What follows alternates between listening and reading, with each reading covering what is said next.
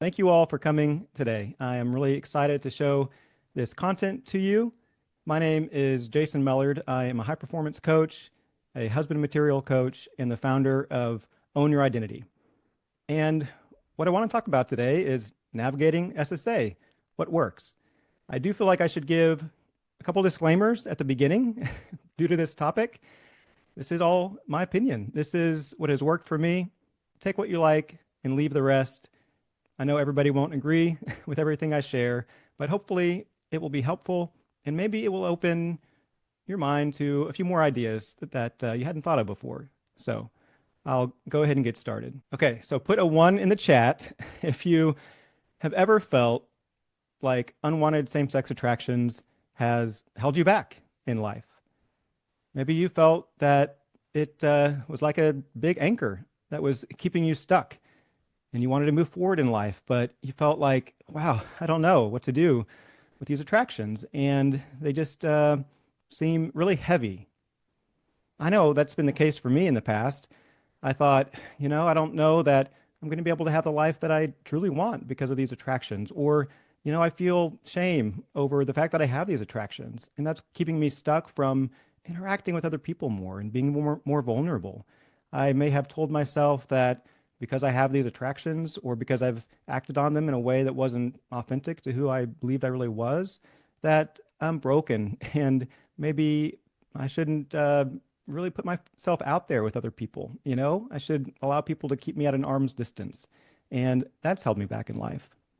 But I want to consider allowing our unwanted attractions maybe to feel a little bit lighter, maybe to keep an open hand and not allow them to direct how fast we can move through life or not to allow them to hold us back. One of the reasons that I believe having a lighter hand on our view of our attractions is honestly because it's more productive. We can get a lot more done when we don't feel like something is holding us back. You may not have thought, okay, somebody is talking about productivity in relation to same-sex attraction. Maybe you're not surprised because you've read some of my content before. But like I said, I'm a high performance coach.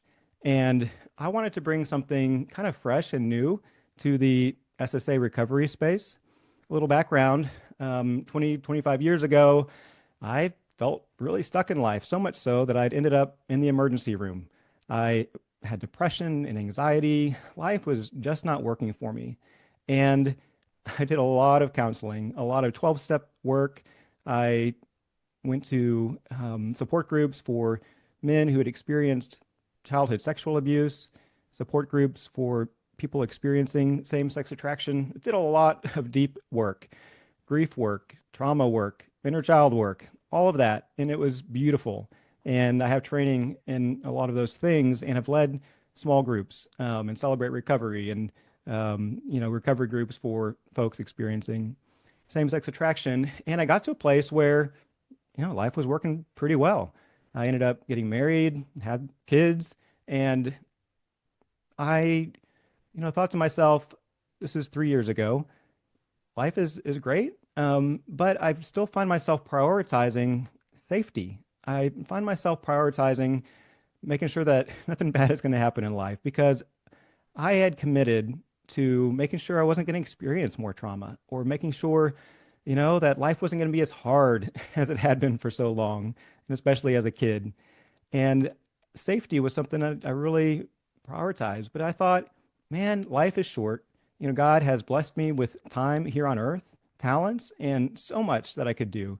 And so I decided I wanted to take my life to the next level in many areas. So my marriage and my fitness and my career. And I believe that I wanted to be a good steward of everything that God had given. I didn't want to bury my talents, underground because I just wanted to play it safe. And so I learned a lot of things. And when I look at same-sex attraction in my life from the standpoint of, am I allowing it to dictate, where I'm putting my energy? And so energy, for example, is something that could be drained out of us when we're looking at our attractions or anything in life as really heavy and pulling us back. They're taking our energy away. But if we are a little bit lighter with it, we have more energy to put towards things that we want to do in life. goals that we have. And one goal may be to really dig into our attractions and get curious about them. And we're going to be able to do that better when we have a lighter approach. And I also want to think about it's easy to say, my attractions, they mean this. And because of that, I feel this way. And it's just really hard. Totally honor that. But sometimes it could be a little bit more courageous, a little bit more scary to say, maybe my attractions don't have to mean what I thought that they have meant. Maybe there is more that's out there for me, and I can be more hopeful. Sometimes that's more scary than just believing something is heavy and big. So energy, courage, productivity, those are some of the things that I've learned through high performance coaching and really personal development and taking my life to the next level. Other things as well, but that's a little bit of the lens I'm coming from. If you can look at something as, okay, maybe this is lighter, maybe actually my attractions, dealing with them and how I deal with them is something that could propel me forward in life rather than keep me stuck. Maybe it's going to help me to move towards my goals rather than away from my goals.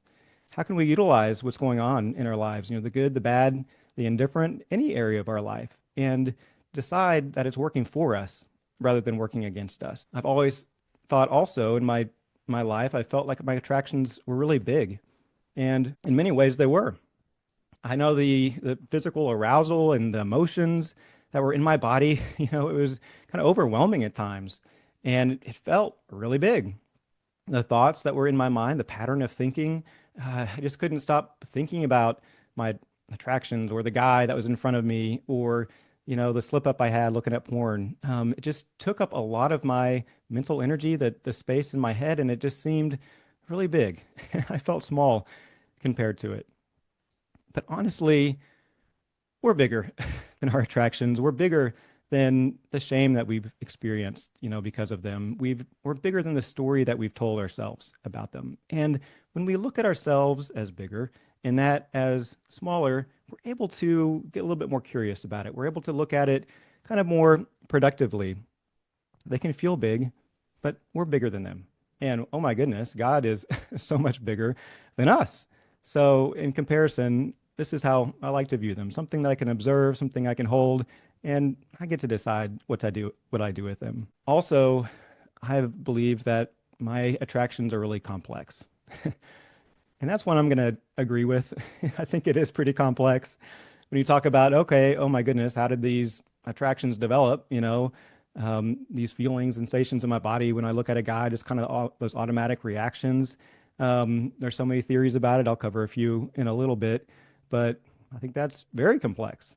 I think the way my body responds when I see an attractive guy, I don't know how all that works. I don't know how I get these emotions just in response to it and how my body reacts and how the thoughts all intertwine together. I mean, it's really complex. It's kind of confusing. And that's just how God has made our bodies and our minds. I mean, there's just so much there. But often when I look at something and I think it is complex, or I focus on the complexity of it, and I want to take some action on it, our brain can only handle so many different things at once. And you can think, okay, I want to move this direction in life, and here are the steps to get there. If there's more than like 2 or 3 steps, your brain's like, I don't know, that's a lot. It goes from 1, 2 to a lot. So it's helpful, it's more productive, it saves my energy to think of it simpler. And so one simple way that I like to think of unwanted same-sex attraction is through the lens of separateness. I really do believe that the biggest driver of unwanted same-sex attraction is a belief and feeling of separateness. I've felt separate in my life from other men, from masculinity, from my power, from my purpose, from my sense that I have what it takes, from my father, from my voice, lots of things. And because of that, I wanted to connect. I wanted so bad to connect with other men. I wanted to be one of the guys. I wanted to get my man card somehow. I didn't know how that was going to happen. I guess put a 1 in the chat if you've ever felt separate from something that you wanted so bad and you didn't know how to connect. I wanted to be like these guys that I saw. I wanted to connect with them, but I felt other. I felt like I was on the sidelines, just looking in. And that was hard. It was really, really hard. And I've watched other people do that too. My father, he experienced same-sex attraction his life as well, and he always felt like he was uniquely flawed. He felt like he was different and separate. He ended up going into the gay lifestyle after I graduated college, and you know, he still felt separate. It was something that just seemed embedded in him. And as much as he tried, he just couldn't connect. And I felt that way before. The harder I've tried, the less it seemed to work. And here's one of my theories. Okay. I kind of believe that my body got on board, really trying to help me out. If connecting with a guy was going to be the answer, then it was going to help. Uh, there was a time I remember in college when, I looked at a guy and I thought if he would be my friend, then I would feel okay. If I had his body or his confident appearance, then I would feel confident and I would feel like I could do anything. I would feel strong. And, somehow maybe even if I was intimate with him, then I could feel finally like I'm okay and somehow everything is going to be okay. And I think, some sexual energy came up and my body was like, yeah, let me help you out. You want so bad to connect. And here's a way to do it. And I got aroused. I got flooded with emotion and it felt like electricity running through my body, honestly. I remember that first time it was just so strong when I looked at another man and just had that experience. And I wasn't trying to have it. I was just looking at him and had these questions that came into my mind, these ideas and thoughts that somehow, if I connected with him as a friend or in any way, that maybe that would be a good thing. And my body just got on board. And like I said, it just felt big, it felt really huge, and it felt good too. I mean, felt all kinds of things in those times when I had this physical sensation, like these big feelings in my body. And this is how I would describe it if I was going to give a visual to it. And I didn't know what to do about it. Just was very confusing. So I've talked about the idea of separation, my belief that unwanted attraction, biggest driver is a belief and feeling of separation. Talked a little bit about that sensation that I've experienced in my body. But one of the things I also want to talk about, the third bucket, if you will, is the story that we tell ourselves about those two things. So, for example, I could tell my story to myself that those things are wrong. Those feelings that I have, that they shouldn't be. It's just wrong that I have them. Or all that stuff in my past, the belief that I have, it's just wrong. I'm wrong. It's bad. I remember when I first had those big attractions, I was really scared. I put a one in the chat if you've ever thought that, oh, this is just bad. This is wrong. This is scary. That really was my experience when I first had these. And then I started thinking thoughts like, this is a problem. I am broken. Wow. I really felt alone when I looked around that class I was in and everybody else kind of seemed to have it together. And all of a sudden, I had this huge experience that only I knew I was having. And I'm alone in it. There's somebody there that is seeing this big thing that's happening inside of me. And I didn't know, who to tell or where to turn. I remember going to my pastor in college and finally telling somebody, for the first time, I have this thing, I have these attractions, I don't know what to do. And he didn't know what to do. He didn't have a great response. And I felt alone. I've also, started asking questions like, what's wrong with me? And how do I fix this? Or, what does this mean for my future? Questions are really powerful. And when you ask yourself the question, what's wrong with you? Then your brain is going to try really, really hard to answer that question. And it's got an assumption underneath that question. By asking that, you're telling yourself that there is something wrong with you, when in fact, you're just having an experience. How do you fix this? Well, you're assuming that it needs to be fixed. And I have spent so much of my life trying to figure out, what this is that's wrong with me and how do I fix it. And it just kind of sent me down a rabbit trail when there was a lot more to life that God had for me. And what does this mean for my future? Maybe that's not a terrible question to ask, but my tone, the attitude I had with that is my future is gloomy. Something bad is going to happen in my future, or it's bleak. That was the idea. That was just the sense that I had. That was a story I was telling myself, and so I freaked out. That's how I felt when I had that. But what if we take a little bit more neutral approach? What if in that moment, when I was young, somehow I would be smart enough to say, okay, this is interesting. I don't have to put a big judgment towards it. I can just kind of observe it and say, I'm having this feeling, doesn't have to be right or wrong. I don't have to be right or wrong. I can really acknowledge that I don't know what this is, but it's real. I'm not going to pretend it's not there. There's no way I could pretend it wasn't there. And I can acknowledge that this is confusing. I really don't know what to do with this. But I'd like to say, this is an experience that I'm having. It's not me. It's not pervasive. It doesn't mean anything about my identity or who I am. And I like that approach a lot better. I can be honest, really. I can just say this feels good. These romantic emotions that I have, some of these sensations, it feels good. And I can also be honest that I feel scared. I don't have to believe that it's scary, but I can acknowledge that I feel scared. And the questions I could ask, what do I think about this? I know what the culture might say. I know what my body is telling me right now. It's telling me to connect with this guy intimately. It is driving me to do that. But is that really what I want to do? Well, no. What is it that I think about this? And who could I tell? And what might this mean? I don't know. We could get curious about it. It has potentially something to tell us. And we could ask that question without kind of doom and gloom associated with it.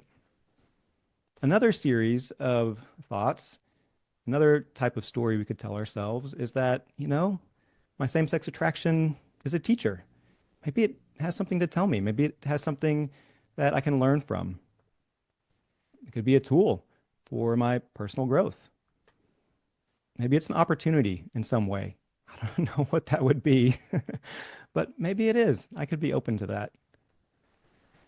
I could tell myself, this can be the beginning of a growth journey.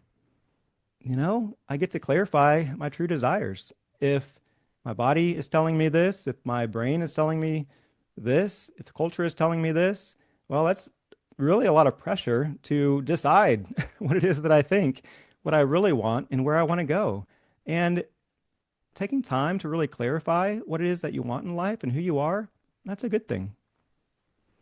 And wow, it takes a lot of faith to be in a place where what you really truly desire is different than what your experience is and what you feel. And that turns our face to God, turns our direction to God. And I think it's really a powerful thing to have that opportunity for our faith to grow. How can I use this to propel me forward? Who can I connect with? And what can I learn?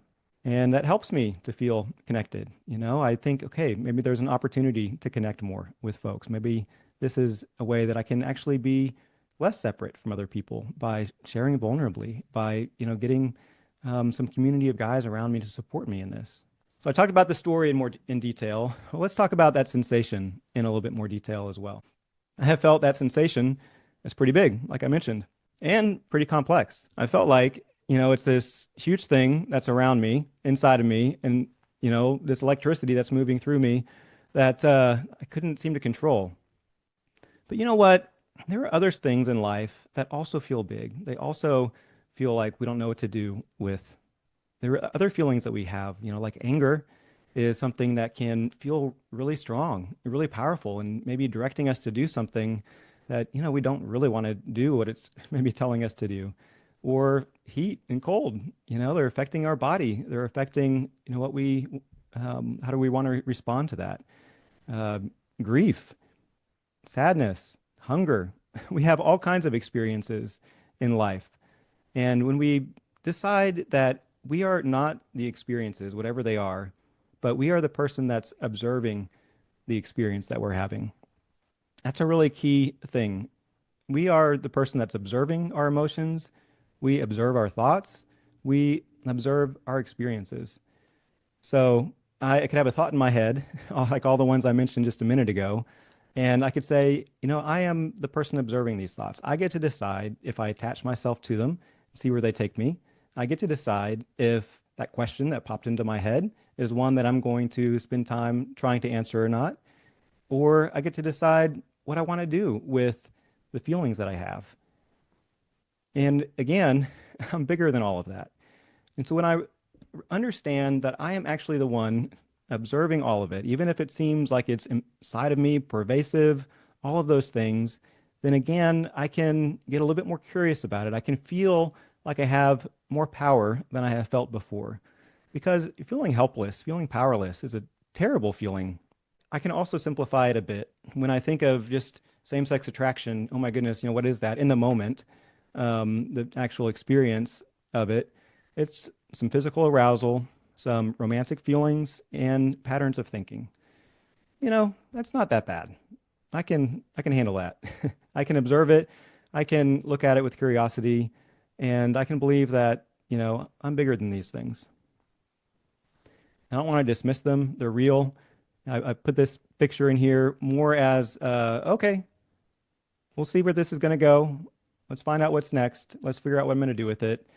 I care about it. It's real, but I got this. Because there's sensations, SSA sensations, they're not harmful, they're not permanent, and they're not controlling. They can't tell us what to do. We get to observe the sensations, emotions, and thoughts. We can even think of them as just kind of hanging out with us on the couch. They're separate than us, and they can be around, they can be present, but not potent in our life. And then we get to decide what action we want to take in response. So we could act on those sensations and move in that direction, just like we could act on the anger sometimes that we feel and move in that direction. Or, we could let them pass. They're not going to hang around forever in that moment. All feelings come and go. And, if you think about it, sometimes I've had a desire to look at porn, or I've been looking at a guy and I just thought I can't get him out of my head. And it just seems impossible. But if you're in that place and all of a sudden you get a call that your mother has fallen and she's in an ambulance being taken to the emergency room, are you going to think about that guy anymore? No, he's going to be right out of your head and you've got something else on your mind. So this is just an example of something that seems so big, that seems like it's not going to go away, in an instant can go away.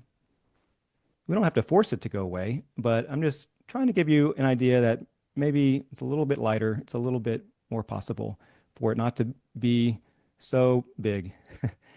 And then I love this one, get curious. If I've got the time, maybe I have other things that I want to do that day. Maybe I just want to put them on the shelf for a little bit, let them hang out with me on the couch. But hey, I've decided that my personal growth is important to me. I've decided that this is something in my life that I want to explore more. And I've carved out time in my life to really get curious about it. And I believe that it's a productive thing. So let's talk about that some. I love the idea.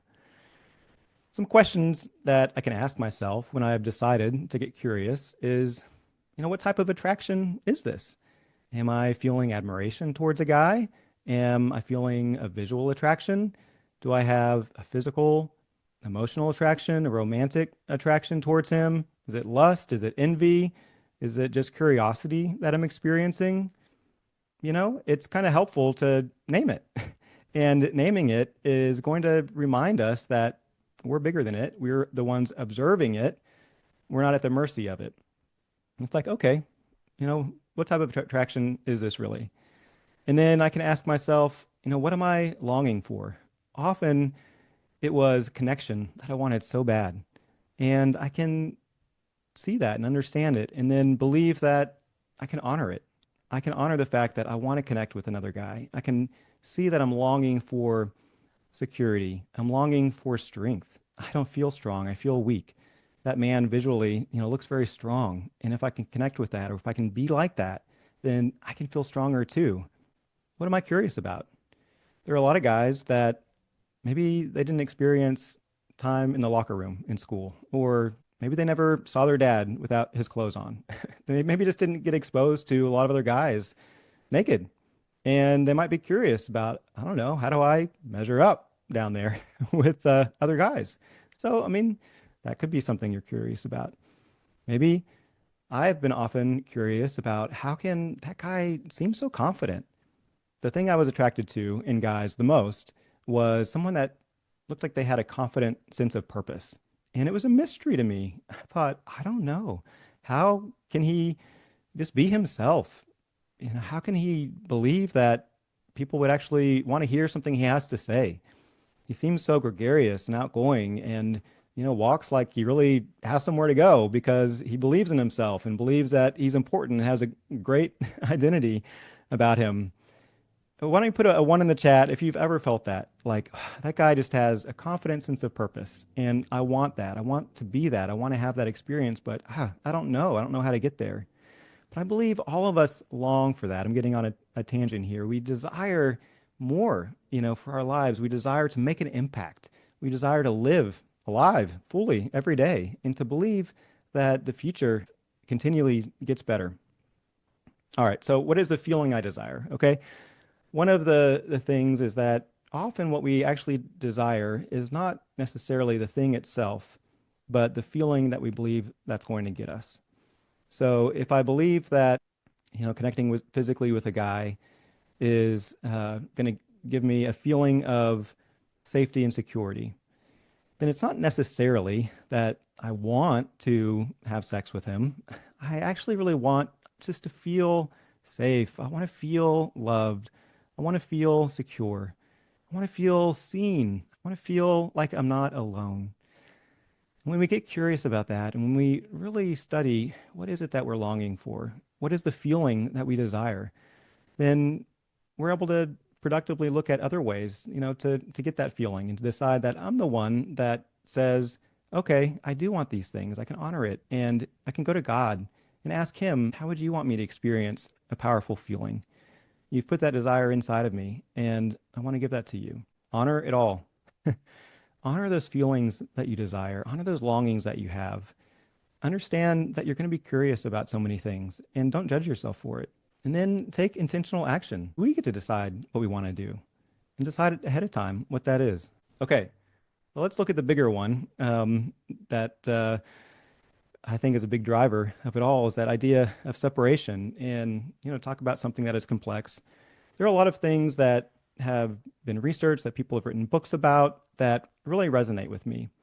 And when I sat down with a mentor, when I first was digging into my unwanted attractions, he shared some things that for me was really empowering.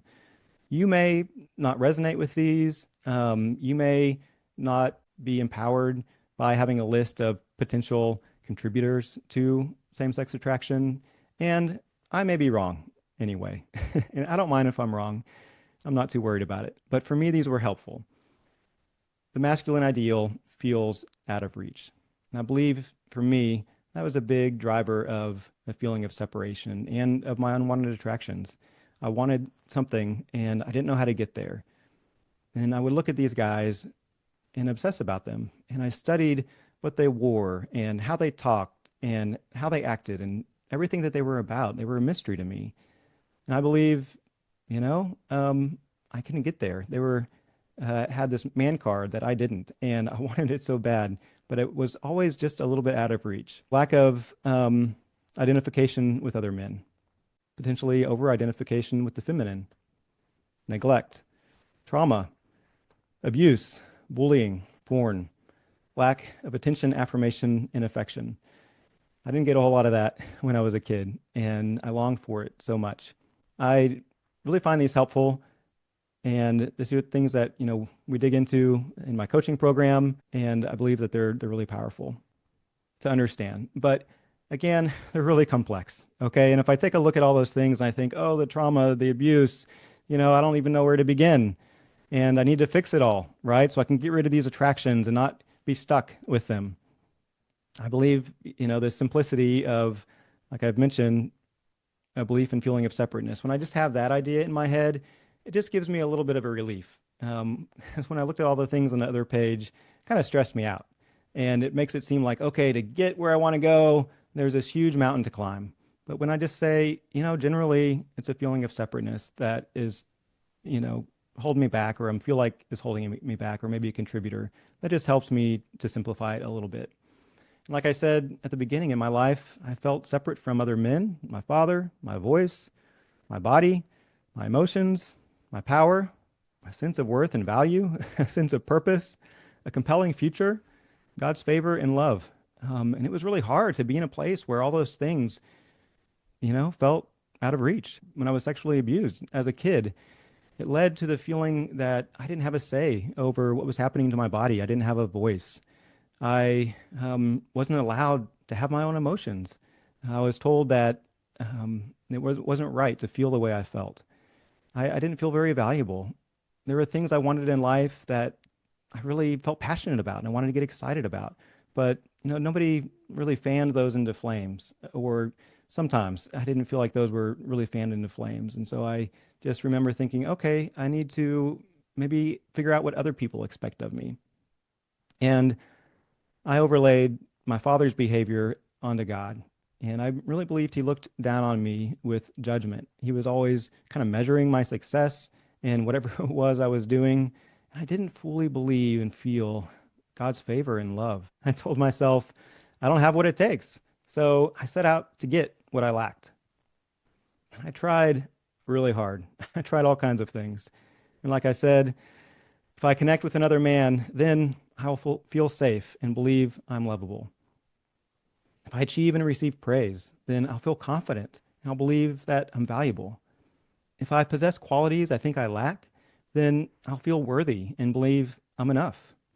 If I can rid myself of these unwanted attractions, then I'll feel relieved. And maybe then I'll believe anything is possible. You see a few words that are common here: feel and believe. I think if these things happen, then I can feel this and I can believe that. The thing is, none of those are required, to feel safe or to believe something. We get to choose how we feel every moment.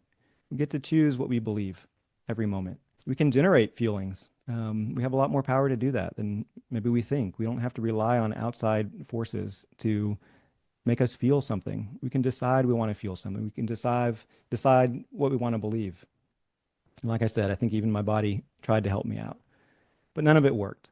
The more I tried to be like other men or fix that separation I felt, the more I was convinced I came up short.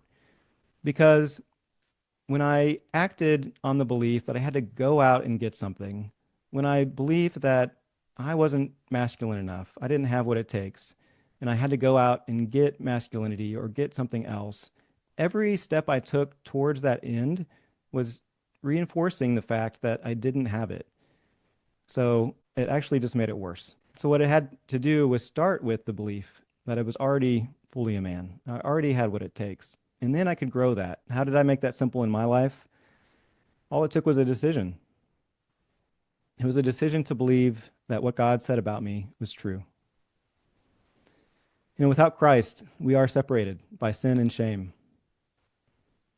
But when we put our love and trust in him, we become new creations with new identities. And because of that, we can own the truth of God's word about us. Not just that we were created in his image, which is amazing, something that everybody on the planet, has. Everybody was created in God's image. But as believers in Christ, we can identify with the truth of who we are as God's adopted children and heirs. And so I look at all those things that I felt separate from. I get to align them with God's truth. I get to look at God's truth and speak that over myself. My separation that I felt from other men, Romans 12:5 says, "So we, though many, are one body in Christ and individually members of one another." Genesis 1:27 says, "So God created mankind in his own image. In the image of God, he created them." Ephesians 1:5, when I look at the separation I felt from my father, it says, God decided in advance to adopt us into his own family by bringing us to himself through Jesus Christ. This is what he wanted to do, and it gave him great pleasure. When I feel that separation from my voice, Isaiah 54 says, "The sovereign Lord has given me his words of wisdom, so that I know how to comfort the weary." When I look at the separation I felt from my body, Psalm 139:14 says, "I praise you because I am fearfully and wonderfully made. Your works are wonderful. I know that full well." The separation I felt from my emotions, 2 Timothy 1:7 says, "For God has not given us the spirit of fear, but of power and of love and of a sound mind." Matthew 5:4, "Blessed are those who mourn, for they will be comforted." 1 Thessalonians 5:16 through 18, "Rejoice always, pray continually, give thanks in all circumstances, for this is God's will for you in Christ Jesus." When I felt separate from my power, I can say Philippians 4:13, "I can do all things through Christ who gives me strength." God's power is made perfect in weakness, 2 Corinthians 12:9. The separation I felt from a sense of worth and value, Romans 5:8 says, "But God shows his love for us in that while we were still sinners, Christ died for us." If we were loved so much as sinners, oh my goodness, how much more maybe are we loved as adopted children of God? How much more value and worth do we have because of that? And the separation I felt from a sense of purpose, that was one of the things that I wanted so much. I wanted to feel like I mattered in life. Jeremiah 29 says, "For I know the plans I have for you, declares the Lord, plans for welfare and not for evil, to give you a future and a hope." The belief that I had a compelling future that I didn't feel was a reality for me. 1 Corinthians 2:9 says, "No eye has seen, no ear has heard, no heart has imagined what God has prepared for those who love him." I love that. The separation I felt from God's favor and love. My friend John turned me on to this verse recently, and I think it's one of my favorites here that I've listed. Put a 1 in the chat if you like this one. Zephaniah 3:17. "He will rejoice over you with gladness. He will quiet you by his love. He will exult over you with loud singing." My goodness, when I was a kid, I don't think I ever would have imagined, or it wouldn't have occurred to me that God exults over me with loud singing. No, that wasn't who I was. I wasn't somebody that God would want to exult over. He didn't love me so much that it would just quiet me. But in Christ, I have great worth and value. I have what it takes. I have purpose. I have a compelling future. And because of that, I will share my story vulnerably. Because of that, I will confess my transgressions. I will go to God with my hurt and disappointment. I will give and receive love courageously. We do these things out of our identity, not to get our identity. You see the difference there? I spent so much of my life trying to get this identity, but we have to own the identity that God has already given us. That's where you have to start from. And from there, you get to grow. And I will do it knowing that sometimes it's going to be uncomfortable. I get uncomfortable when the truth doesn't feel true. You know, I listed all those verses. They sounded great. But sometimes I don't believe it. Sometimes in the moment, what feels true are the attractions that I have, the desire to look at pornography, the desire to connect with another guy in an unhealthy way, or the desire to shame myself, or just to give up on my dreams. And it can be uncomfortable to move forward in life towards the truth and out of the truth when it doesn't feel true. But I'm okay with the difference there because I believe that in the discomfort is where I find the face of God. When the truth doesn't feel true, Christ gets to be where I turn. It is easy to do life when things are going well and when what I want to do just feels like the right thing to do. But when I'm in the wilderness, when I'm in a place where, I don't know, I just don't get it, I'm confused, I don't know what to do in life, that's when God is strong in our weakness. That's when we get to look to him. So I feel like this is one of the great opportunities that we have in navigating same-sex attraction. And, you know, when we say, this is an opportunity, I get to see the face of Christ more, I believe then that he's going to empower me to grow. Because what is hard, like I said, is when what is true is so far apart than what feels true. That's just another area of separation that we can experience. What is nice is when they are connected, when what feels true actually is true. You know, think about it. We are often trying to make this happen. If I'm feeling really lonely, if I'm feeling bad about myself, if I'm feeling ashamed, what's one of the things that I typically do? I'm going to call a friend and he's going to tell me, no, Jason, you do have great worth and value. It's going to be okay. And all of a sudden, I'm believing what he says. What he is saying and what the truth is starts to feel more true. And it makes life a little bit easier when that's the case. And I call that integration. And I believe that it's a worthy endeavor. It's something that is an opportunity to turn our gaze towards Christ. Some of the tools I use with my clients to do this is identity clarification. Talk about something where we look to Christ and say, who am I? Tell me who I am. Let me get clear on that. Let me live out of it. Gratitude and acceptance. That can point me to Christ because I am grateful for the salvation that I have. I can believe that I am accepted by him and I can accept life, as it is, knowing that this world is broken and I'm going to be with him in perfection in the future. I can practice mindfulness. I can observe my thoughts and feelings and the sensations that I have. And that allows me to hear the voice of God a little bit better when I can kind of pull some things apart and sit and be okay with my emotions and not feel like I have to escape or run from them. I can process emotions. I can do some inner child work. I really love that. When I look on my past and I look at the boy who is abused or really alone, I get to see that, I wasn't fully alone because I can see that Christ was there too. That's another opportunity to see Christ. I can work on my beliefs. What are the unconscious, negative, limiting beliefs that came out of a lot of those experiences when I was a kid? And then I get to go to God and say, this is what seems true. This is what I'm telling myself. My mind is telling myself. And let me compare it to God's word. And it really forces us to know the word of Christ better, to be able to hear his voice more clearly. I can look at the fears that I have. I can grieve. This is a very powerful one because when we get to the other side of grief, we experience joy. It's not just more and more grief. That's what I had believed. And we can invite God into that. When we grieve, we can really picture his arms around us. We can reach out to other people and have them support us as well. We can look differently at our past, and then we can look to the future and know that, God has got us. He's got a plan for us. He's put a life in us and a legacy that he wants us to leave. The separation, the sensation, the story, when I put all those three things together, I call that self-agency. When I have more ownership of those things, when I understand them a little bit better, when I can really see that I'm bigger than these things and that I have the ability to change the story. I have the ability to observe the sensation. I have the ability to get curious, about the separation that I feel and go to God and other people with that. Self-agency is the sense that you are the agent of your own actions and that you have control over your life. It describes people who believe they are responsible for their thoughts and actions and feel in control. I wanted all of that, and I didn't feel any of it.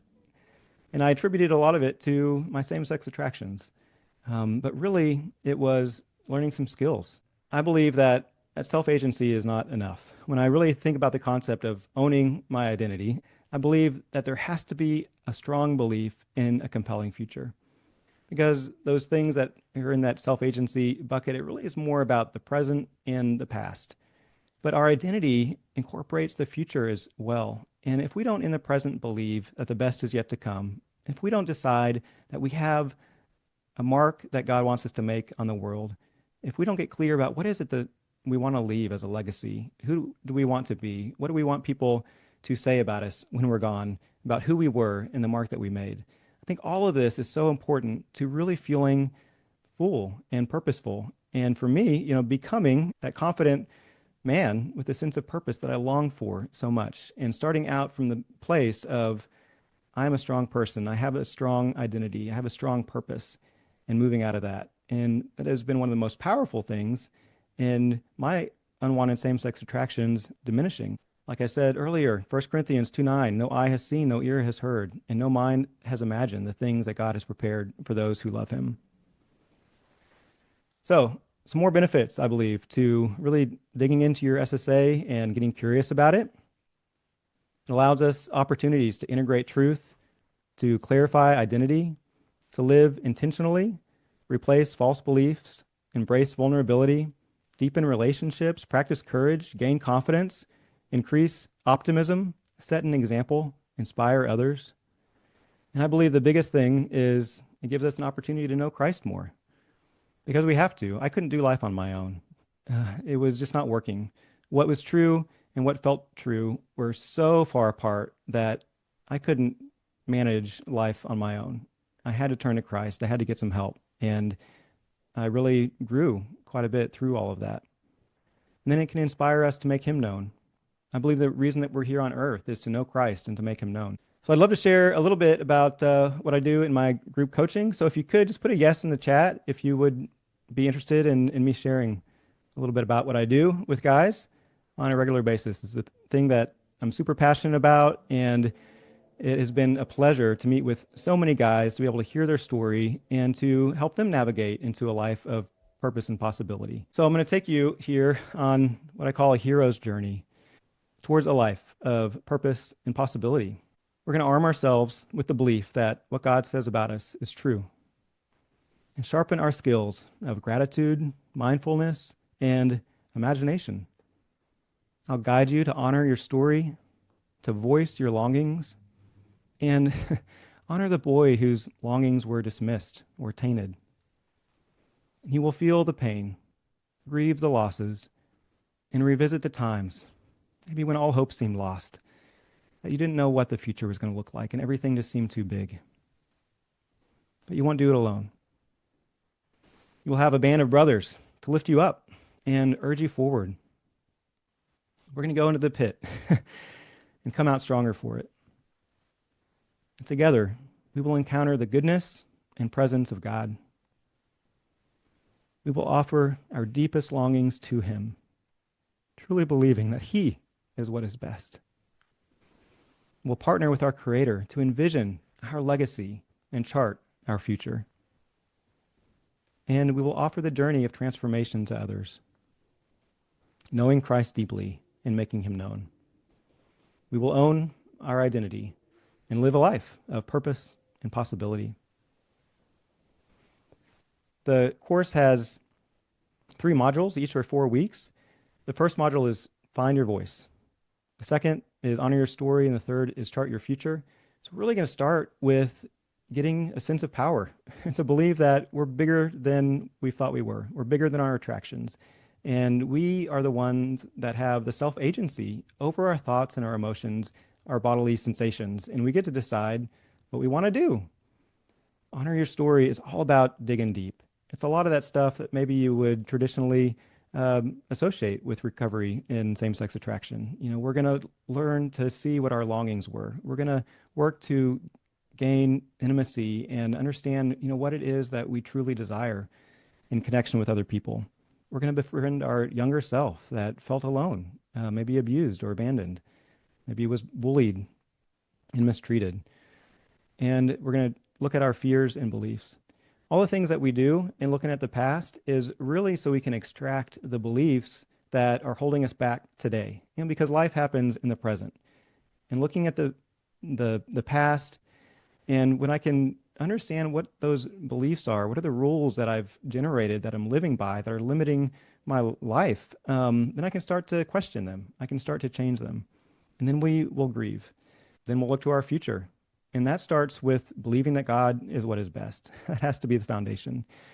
And I can imagine what I would like. I can give my longings to him. I can vividly picture what it is that I want the most in life. The thing I ask my clients when I first meet them, you know, or what are your goals? You know, if you could snap your finger and ask yourself, you know, what would life look like in 5 years? What would you want that to be? We've got to think big and live from that. But we offer it to God, whatever it is, and believe that either going to give it right back to us or he's going to give us something even better, because no eye has seen, no ear has heard what God has planned for those who love him. And we're going to get clear about what that legacy is that we want to leave and work backwards on, okay, how do we get there? How do we move forward with the purpose that we feel God has put into our hearts? And heck, you know, if we don't know exactly what that is and what that looks like, we can believe that we can show up each day with a sense of purpose. We can walk into the day purposeful, and that is a beautiful feeling. And then we'll pass that on. The last session of the 12 weeks, we have written letters to each other, to the other 4 to 6 guys that are in the group, and we'll share those out loud. And it is so powerful. We're also going to write a letter to the person we haven't met yet that is experiencing their attractions maybe for the first time and doesn't know what to do and feels alone, believing that God's going to bring that person to us that we can love and we can share and we can help. So what's included in that? So you get your own Identity Daily coursework. This is my baby. I've created a course that I believe digs deep into our identity, into our needs and longings, into the ideas that we had that were limiting or that moved us forward. What did we believe about masculinity? What do we believe about our future? You'll get an action step each weekday with homework along with that. And then you'll have 12 immersive 2-hour coaching calls with a group of 4 to 6 men. And those are really powerful calls that are not accountability. This is not an accountability group. We'll go over some of the things that you did on your own, but then we'll have an exercise that is truly unique just to that 2-hour experience. We'll do some live coaching. This third one is really amazing. It's 24/7 community for the small group, the 4 to 6 guys, to talk to each other throughout the week. In each of the homework assignments, there'll be a little prompt saying, share your response to this question in the small group chat. Or you did this really kind of heart-wrenching exercise. Well, tell us how you feel. And I'm a part of that small group chat, and I'll be responding to what everybody says. And I'll be sharing my own responses to the questions, or I'll share my own experience. Just something difficult that happened to me during the day. So that's something that I'm with you 24/7, and you're with your band of brothers throughout these 12 weeks. And it's one of the most powerful parts of the coaching program. You have 2 one-on-one coaching sessions with me. And then I have a whole nother coaching program that's very structured for high performance coaching that goes through developing more clarity, courage, influence, productivity, energy, and you'll get a discount off of that. And then as a bonus, this is huge. You'll have lifetime access to an exclusive community for alumni. It's on the Mighty Network social platform. It's for ongoing encouragement, accountability, and growth. You'll have lifetime access to current and future courses that I create, and then monthly mastermind calls. So once a month on the second Friday, we'll meet for 2 hours. And the first hour will be to connect, and maybe we'll have some coaching. Then in the second hour, I'll bring in another professional in the SSA recovery space, a licensed professional counselor, or another leader, or somebody in the personal development space, because I want to be accountable to the goals that I've set during the program. I want somebody to cheer me on for those. I'd love for you to book a free coaching session to apply. You can go to ownyourIdentityNow.com/discovery. But we've got tons of free resources out there. I think some of y'all have listened to my podcast. I've also done a couple other master classes. If you go to ownyourIdentityNow.com, you can see that, and then tons of articles. I'm tired of unwanted same-sex attraction holding people back. I don't want to see people feel stuck because of it. At the end of the day, these are all imperfect tools. They're here to help you unblock yourself from hearing the voice of God. That's really what is required. Because Christ's words, they brought the universe into existence. And whatever you do after this call, I want you to remember that Christ spoke worth, identity, and purpose into you. Own it. Thank you so much for your time today. I'd love to get your feedback. You can email me at hello@jasonmeller.com. If you do, I'll give you an urge processing worksheet that I've created. So when you feel like, oh, I just got to look at porn, or I just have to act out, then you can fill it out, and it really helps you to make an empowered decision. So go ahead, ownyouridentynow.com/discovery. I would love to talk with you and hear your story.